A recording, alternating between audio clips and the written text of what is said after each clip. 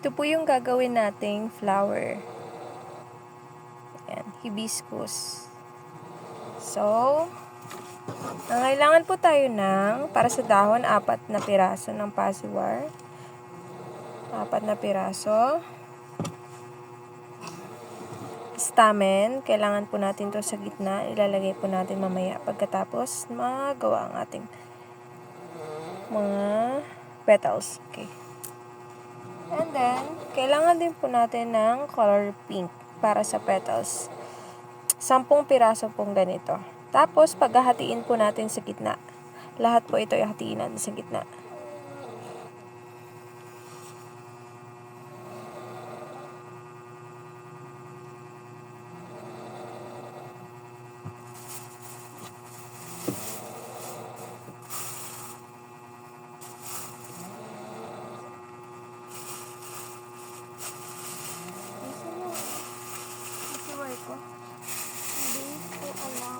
Ayan. Hatiin po natin siya sa gitna. Lahat sila, hatiin natin sa gitna. Ayan. Bale, ang sukat nito ay 15 cm. So, hatiin natin lang sa gitna.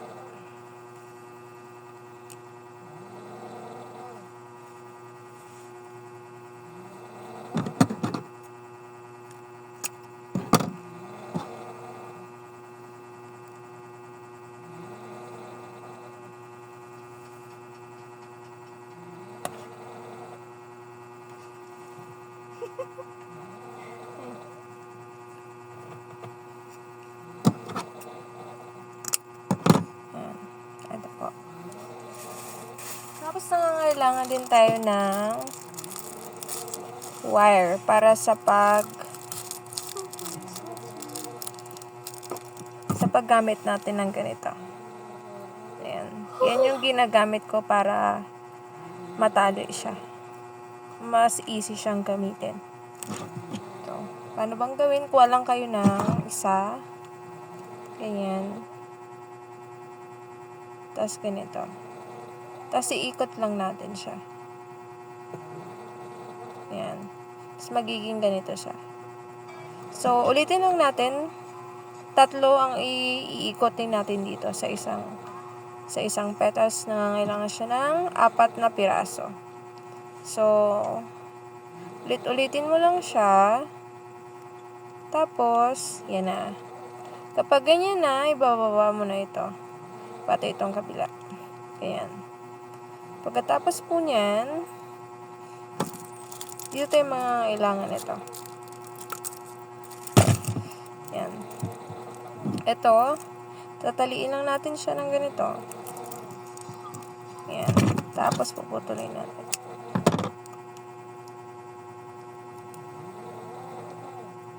Ayan, sikapan lang natin siya. Ganyan siya. Tapos, pagkatapos ng ganyan, gaganon mo lang siya. And, twist. Ganyan. 5 pirasong ganito ang gagawin natin. So, para gawin natin in short, may ginawa na akong 4 pa. Yan. Yan. Ganun siya gawin. So, kailangan natin ng 5 petals. Ayan siya. Tapos ngayon, gagawin naman natin yung stamen. Etong stamen. So, pagdidikitin lang natin ng ganito. Yan. Or, pwede tayo.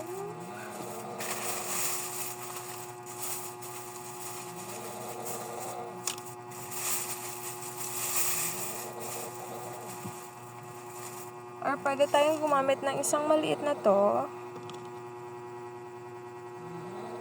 Tapos,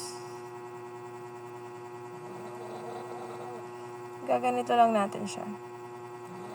Yan. Yan, gagawin lang natin siya.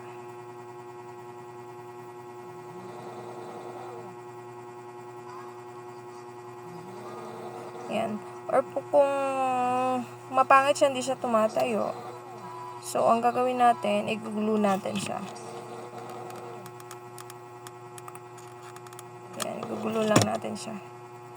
para hindi siya magwatak-watak. Hindi kasi maganda kapag nagwawatak-watak yung stamen natin. So, ito siya. Tapos, ang gagawin naman natin ay yung dahon. So, ito siya. 4 na piraso. Itong dalawa, yan, gagayanin mo lang siya. Itupiin mo lang siya sa gitna. Tupiin mo siya. Yan. Tapos, interconnected mo siya. Ganon. Yan. Pinasok ko lang yan siya. Pasok mo lang. Tapos, iti-twist mo ng 2 beses. Dalawa. Yan. Pagkatapos po niyan, ibababa mo to. And then, itong isa. Yan. Tapos, papantayin mo. Ayan. Yan. Papantayin mo siya. Yan. Pwede mong gamitin ito na ipang ikot ng ganon or ito yung wire na ginagamit ko. Pero mas prepare ko ang gumamit ng wire para hindi siya kumapal. Yan.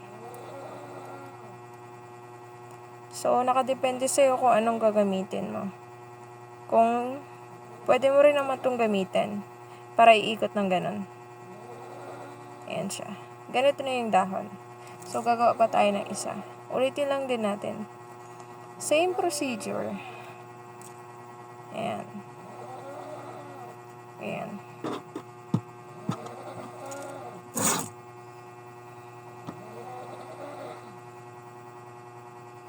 Ayan. Titwist mo lang din ulit.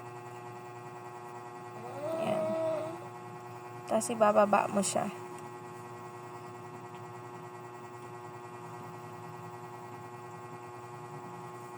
Ayan. Tapos, tataliin na natin dito.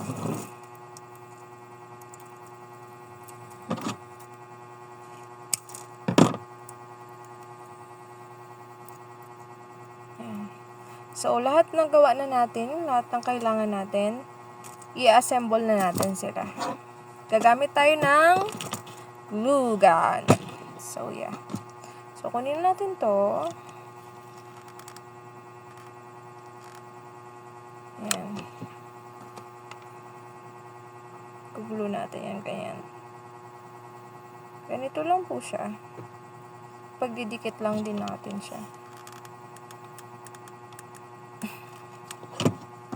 Kuha tayo ng isa pa. Ayan, gagayanin mo lang po yan. Ayan. Tapos, ulitin lang nandin natin kabila. Hanggang matapos at magawa na madikit natin lahat. Pangatlong petals na tayo.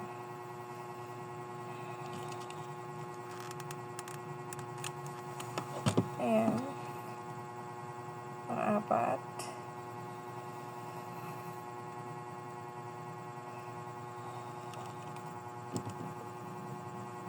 Pang-4 na. Tapos, lalagay natin yung pang-5.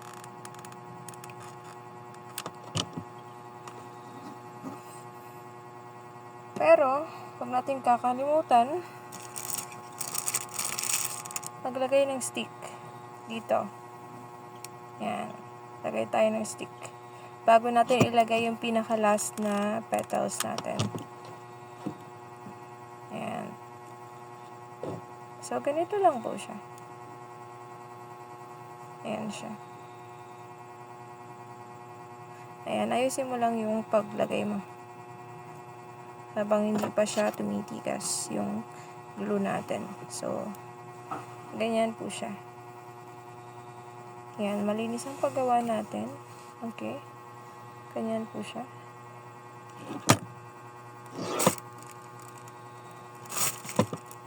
Ganyan po. So, ngayon, lalagay natin yung mga dahon natin. Okay. Nangangailangan po tayo ng tape. Ayan. Flowery tape. So, igugulo natin to. Depende sa inyo kung paano nyo ilagay. Pero ako ginugulo ko. Tapos, sakit. Bago natin iikot ang flower tape. Yan siya. Iikot lang po natin siya. Yan. Bago natin ilalagay yung dahon, eto. Nalagay lang po natin ng ganyan. Yan. Tapos, iikot lang po natin dyan yung tape para siya yung mag-hold. Yan. Ikot-ikot lang natin. Tapos, ilalagay natin panibagong dahon. Yan. Ganyan lang po siya. Yan.